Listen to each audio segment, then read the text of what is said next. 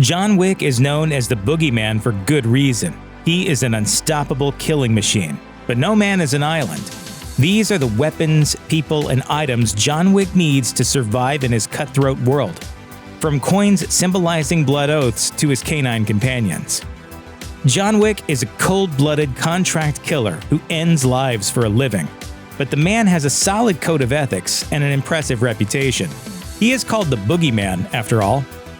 It's this hard-earned stature as one of the deadliest men alive that gives John a competitive advantage. His rivals respect and fear his extreme focus, commitment, and sheer force of will. Without these, he's nothing. With them, he's a legend. In Chapter 2, John finds himself pulled back into the world of assassins by Santino D'Antonio. The Italian crime lord forces John's hand, ordering him to kill Santino's sister, Gianna. He then puts a $7 million bounty on John's head after he completes the mission. The lack of honor in D'Antonio's behavior doesn't go unnoticed by John, and his personal code of ethics shines through. He allows Gianna to take her own life on her own terms, and then he goes after Santino. When word of John's pursuit makes it back to the Continental and its manager Winston, he has some hard words for Santino. You incinerated the priest's temple, burned it to the ground. Now he's free of the marker. What do you think he'll do? John is violent, but he never abandons his sense of right and wrong, even in the midst of battle. Santino ignores this to his own peril. John Wick is as comfortable with bladed weapons as he is with guns. He's also well-versed in a number of martial arts, including jiu-jitsu, judo, and karate. In John Wick Chapter 3, Parabellum, we learn that John was raised by the Institute. This ballet company is actually a front for a secret school that trains young assassins. His time there shows. Watching John fight is like watching a dancer at the top of their game. His physical strength seems almost otherworldly at times, as does his endurance. No matter how many hits he takes or the times he's shot or stabbed, he keeps getting up.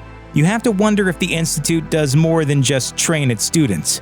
Could John Wick actually be some sort of enhanced super soldier? Even if he doesn't have any real superpowers, John's abilities are beyond doubt. Over the course of the John Wick films, muscle cars prove to be our hero's trademarks. From the Chevelle loaner he gets after Iosif Tarasov steals his boss 429 Mustang, to the 2011 Dodge Charger that helps him finish off his beef with the Tarasov family for good, John always travels in style. These vehicles aren't just eye candy though. John has his work cut out for him across the franchise, and his quest for revenge would be exponentially harder without this horsepower at his disposal during the movies.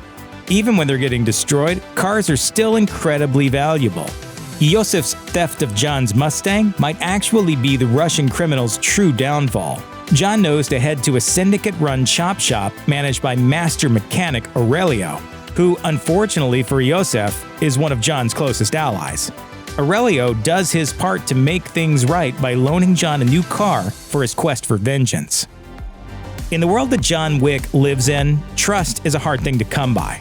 But despite the double and triple crosses that John must overcome, he has still managed to find a few people who he considers friends and allies. As mentioned, one of John's closest friends is Aurelio. They have a long history, which hopefully we'll get to see more of in future movies. Then there's Marcus, an equal parts rival and ally, whose true colors shine through when he dies trying to help his friend. There are also several smaller players in John's orbit who he can rely on. A local cop named Jimmy, who is all too familiar with John's line of work, watches over his house. Harry, a fellow assassin, guards Ms. Perkins after John stops her assassination attempt. And John seems friendly with the Syndicate doctor who stitches him up at the Continental in the first movie, and then again in Chinatown near the beginning of Chapter 3. John Wick is full of potent symbols, as seen in the repeated use of unique gold coins, markers, and tattoos. The custom-minted gold coins that every assassin carries around bankroll the activities of everyone from the high table down. Markers are silver discs marked with bloody thumbprints that symbolize blood oaths. In fact, it's a marker that Santino D'Antonio uses to pull John Wick back into the fray at the beginning of Chapter 2. John heads to the New York Public Library in Chapter 3 to retrieve several invaluable keepsakes from a book of Russian fairy tales. hidden within the thousands of works housed in the massive building. These items, which include a rosary and a marker, prove invaluable to his survival. The rosary grants him entry into the Institute, the place where his life as an assassin began, and the marker belongs to Sofia Al-Azwar, who owes him a crucial debt after he saved the life of her daughter. The meaning of John's back tattoo is revealed in Chapter 3. It is a mark of his kinship to the people of the Institute. Unfortunately for John, he sacrifices that kinship for safe passage to Casablanca. The rosary he recovered from the library is used as a brand that destroys the tattoo, leaving a mark that says he can never come home again. Despite the significant consequences of his decision to abandon his family, it saves his life when he needs it the most. When Ellen died, I lost everything. Until that dog arrived on my doorstep. A final gift from my wife. It's easy to forget that the John Wick saga begins as a family drama. As John's wife Helen dies, her spirit lives on in Daisy, a puppy that Helen posthumously gifts to John to help him remember his humanity. But when Yosef Tarasov's goon kills Daisy, we see John's spirit die a little. When he gets back up, he has become a force of unstoppable rage that carries him through the rest of the movie. At the conclusion of the first film, John adopts a pit bull that was on a shelter's kill list, and this act seems to bring him back to himself a little. He doesn't give the puppy a name, instead preferring to call it Dog. Perhaps he's reluctant to get attached again, like he allowed himself to do with Daisy and Helen before that. Chapter 3 introduces even more canine companions in the form of Sofia Al-Azwar's German Shepherds. Although they aren't John's dogs, they do save his life and Sofia's on multiple occasions. John Wick doesn't need guns to be deadly, but they certainly help. In John Wick, as he plots revenge, he digs up his personal stash from beneath his house. But for the job that he is forced to do for Santino D'Antonio, he needs a whole new arsenal. In a memorable scene from Chapter 2, John visits the sommelier. This artisan of weapons helps put together a selection of guns and knives for John, describing each of them in terms of fine wines. John plays along in a perfect deadpan. After Santino's betrayal and the $7 million bounty placed on his head, John negotiates with the Bowery King for a gun and 7 bullets, one for each million of the dollars in his bounty. Rearmed, John confronts Santino and eventually kills him on Continental grounds, which results in him being declared excommunicado from the Syndicate. By the time Chapter 3 starts, John is on the run from every assassin in the world, and his access to weapons has become limited. In one of the early fight sequences of the third movie, John cobbles together a working pistol from several antique guns that functions long enough to kill one of his many pursuers. Fortunately, John makes it back to the Continental by the end of Chapter 3, and together with Sharon, the concierge of the famous hotel, he raids the establishment's armory for the final shootout. Right from the first movie, it's clear that John has a very good sense of style, but it's not until Chapter 2 that we realize that his choice of clothes also gives him a tactical advantage.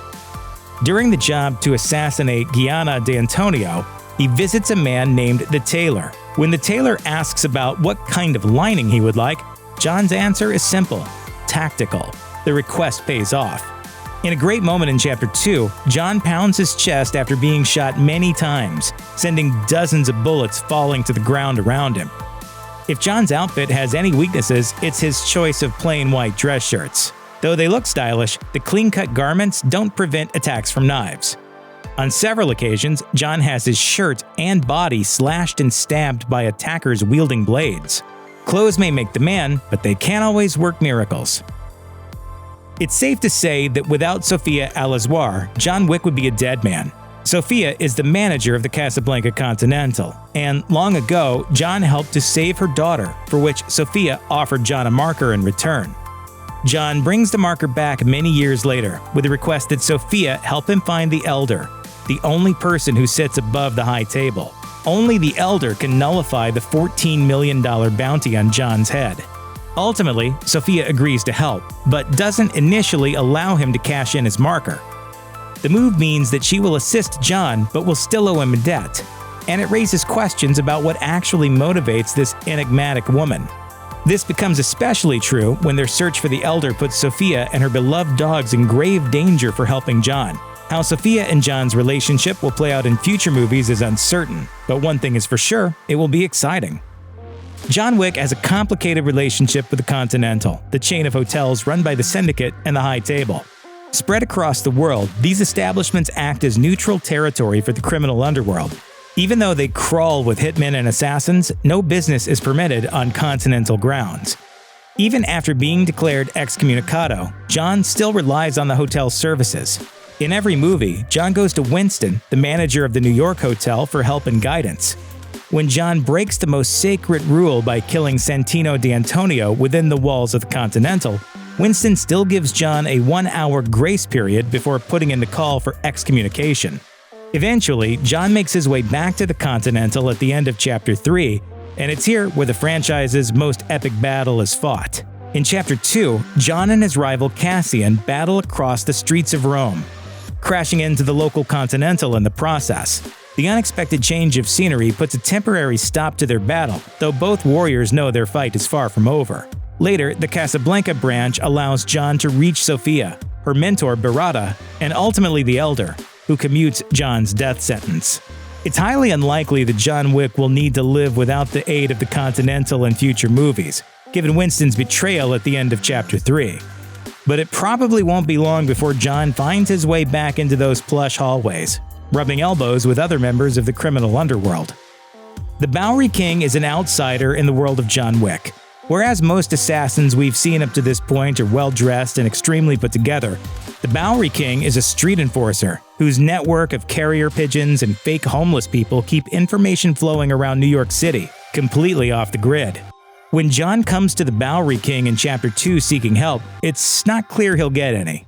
It seems to me that the real question, Mr. Wick, is who in this cruel world of ours is going to help you. Ultimately, the Bowery King decides to help John. He gives a hunted assassin just enough power to take the fight back to Santino D'Antonio. By the end of Chapter 3, the Bowery King has been brutalized for aiding John. After Winston's betrayal and John's fall from the roof of the Continental, the TikTok man recovers John's wounded body and delivers him to the Bowery King. They both survive their trials, but barely. Their mutual rage and singular desire to seek revenge on the Continental and the Syndicate results in an alliance that could be the end of the High Table and anyone who would stand in their way. Check out one of our newest videos right here. Plus, even more Looper videos about John Wick are coming soon. Subscribe to our YouTube channel and hit the bell so you don't miss a single one.